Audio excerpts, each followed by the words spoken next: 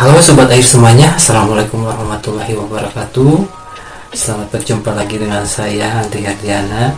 Kali ini kita akan membahas lagi tentang masalah keirigasian.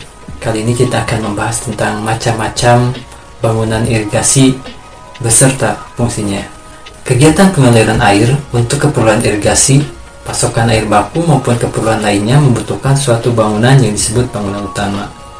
Dalam kriteria perencanaan irigasi atau KP02, bangunan utama didefinisikan sebagai semua bangunan yang direncanakan di sungai untuk membelokkan air ke dalam jaringan irigasi.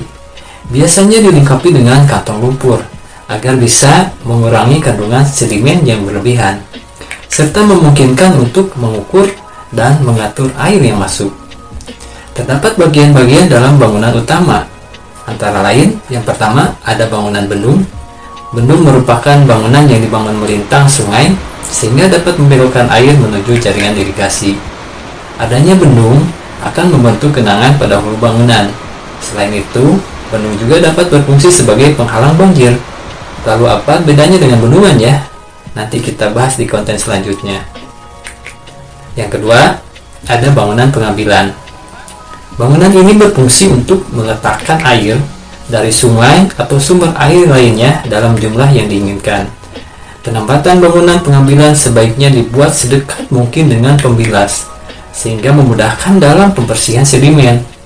Bangunan pengambilan dilengkapi dengan pintu air yang berfungsi untuk mengatur besarnya bukaan pengambilan serta pengendalian saat terjadi banjir. Yang ketiga, ada bangunan pembilas. Nah, Sobat Air, bangunan ini berfungsi untuk meminimalisir benda dan sedimen kasar yang terbawa masuk ke dalam saluran irigasi. Benda dan sedimen kasar akan tertampung dan mengendap pada lantai pembilas. Saat pintu pembilas dibuka, maka aliran akan terkonsentrasi pada bangunan pembilas, sehingga benda dan sedimen kasar akan hanyut terbilas. Bangunan yang selanjutnya itu ada kantong lumpur. Bangunan ini berfungsi untuk mengendapkan sedimen halus yang terbawa masuk ke dalam saluran irigasi. Biasanya, kantong lumpur ditempatkan setelah bangunan pengambilan. Kantong lumpur dibuat lebih lebar daripada saluran irigasi, dengan panjang tertentu agar tercipta kecepatan aliran yang lebih lambat sehingga memberikan kesempatan kepada sedimen halus untuk mengendap. Dasar saluran kantong lumpur juga dibuat lebih rendah, yang berfungsi sebagai tempat penampungan sedimen halus tersebut. Pembersihan kantong lumpur dapat dilakukan dengan membuka pintu penguras kantong lumpur, sehingga endapan yang terbuang kembali ke sungai. Dalam kondisi tidak terdapat pintu penguras kantong lumpur, maka pembersihan dilakukan dengan pengerukan, baik secara manual maupun menggunakan alat berat. Yang selanjutnya, bangunan perkuatan sungai. Adanya bangunan bendung yang melintang sungai akan mengubah pola air yang dapat menimbulkan sedimentasi maupun pengurusan pada dasar dan tepi sungai. Gerusan dapat membahayakan konstruksi bangunan sehingga diperlukan bangunan perkuatan sungai. Perlindungan terhadap gerusan di hulu tubuh bendung dapat dilakukan dengan membuat pasangan batu atau lantai beton di depan bangunan bendung. Selain pada hulu bendung, sisi hilir bendung juga rawan terhadap gerusan.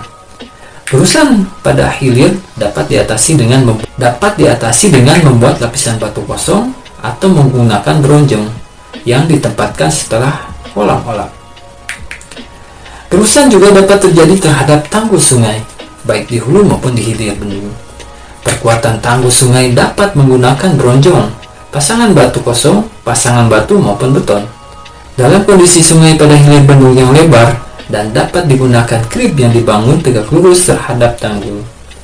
Yang selanjutnya, ada bangunan pelengkap. Bangunan pelengkap yang berfungsi untuk mendukung kinerja bangunan utama antara lain.